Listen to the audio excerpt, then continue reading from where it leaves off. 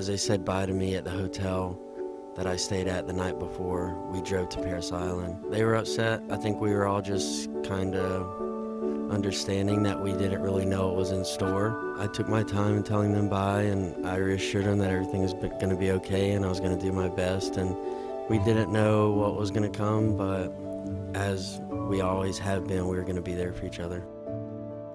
This is Recruit Carpenter. I've arrived safely at Paris Island. Please do not send any food or bulky items in the mail. I will contact you in 7 to 9 days by letter with my new address. Thank you for your support. Goodbye for now.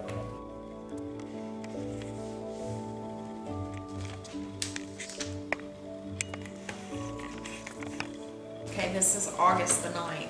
Hey everybody, how are things in South Carolina? I can't believe I am finally here. Let me just give you some details of northern Marcia. It gets about 115 to 125 during the hottest part of the day.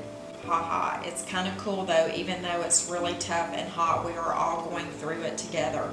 Time is actually passing pretty quickly here. I don't think it is for you, but I hope so. I miss Sadie. I tell everyone thank you for thinking and praying for me. Tell them I'm doing just fine.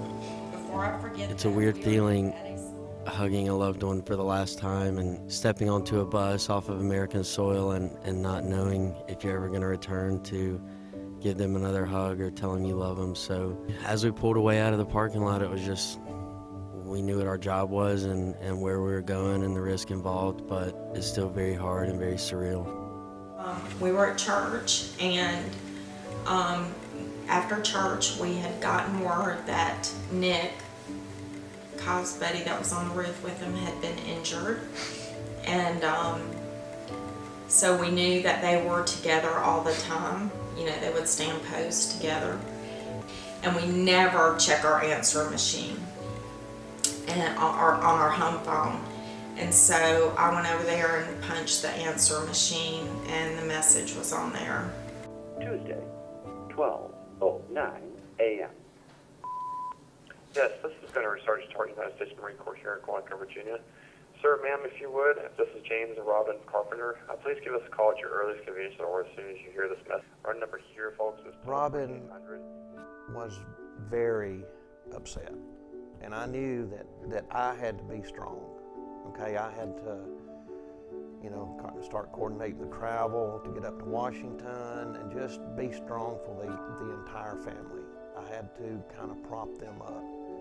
And, you know, nobody ever saw me cry, but they didn't see me in bed at 2 o'clock at night either. I remember opening my eye and I was on the 5th floor, the recovery floor at Walter Reed, and it was around Christmas time. And the first thing I saw in my first memory was looking up at my hospital wall, and I saw Christmas decorations and stockings that were hung. And so my first memory of waking up from being in Afghanistan was, yep, my mom definitely hung stockings on my hospital wall.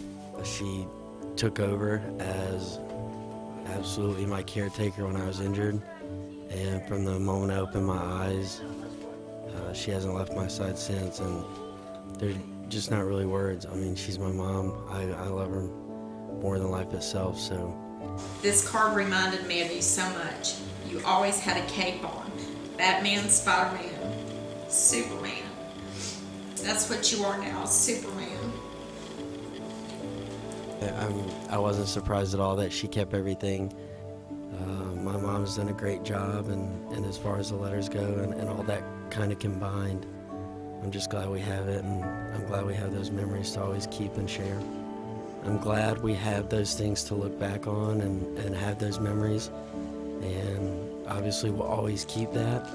So, you know, there'll always be things that'll be forgotten and be history, but I'm just glad we have it, and I'm glad we have those memories to always keep and share. Somebody had called Kyle on, I believe, Thursday, and they told him that the president would be calling on Monday. You know, the phone rang at 1:35, and it was, you know, a lady on the phone, and she just said, You know, Kyle, is this Kyle Carpenter, and can you hold for the President of the United States? Yes, sir. Fine, sir. How are you? Well, I'm doing just fine. It's my pleasure to let you know that based on the recommendation of the Secretary of the Navy and Secretary of Defense, I've approved the award of the Medal of Honor for your courageous actions in Afghanistan in support of Operation Enduring Freedom. And This isn't changing us. Just good old family from middle of nowhere, South Carolina. So, you know, we're still the same people. Obviously, the spotlight is on us right now and will be for a while. But when it all comes down to it, I raised my right hand and I went over there knowing the risk. And, you know, I'm proud of what I did, but that doesn't define me. I'm more proud of just being a Marine. Right now I'm in school and I'm just a normal college student, and that's what I'm going to keep doing for next 3, 4, 5 years. I wanted to be a Marine first while I could and while I had the opportunity and while my body would allow it. So I did that, and now it's just looking forward, and I'm going to just try to impact the world and the people around me in the most positive way I can, and try to be a good person and do good things. Pretty cool, your brother getting the Medal of Honor. Price? Yeah, Paul, it is. We're very proud of you, son. Dear Kyle, well, it's crucible time. Can you believe it? I know your days have been long, but I know in some ways you can't believe you have made it this far. I have really been thinking and praying about the crucible. I know you are ready. To think how you will feel at the end of those 54 hours. What you will have accomplished in that amount of time will be what most people do in a lifetime. You should be so proud of yourself. I know you will use every single aspect of everything you have learned. What an awesome feeling to see your sense of accomplishment. I read all the events are named after Medal of Honor recipients, and that the drill instructors will take the time to read the citation of the award. I can't imagine the emotion to hear about the ones that have gone before you. On that final march, every step of the others that have gone before you, you will think of them. You will have done something so awesome that so few have done. You will remember that march the rest of your life.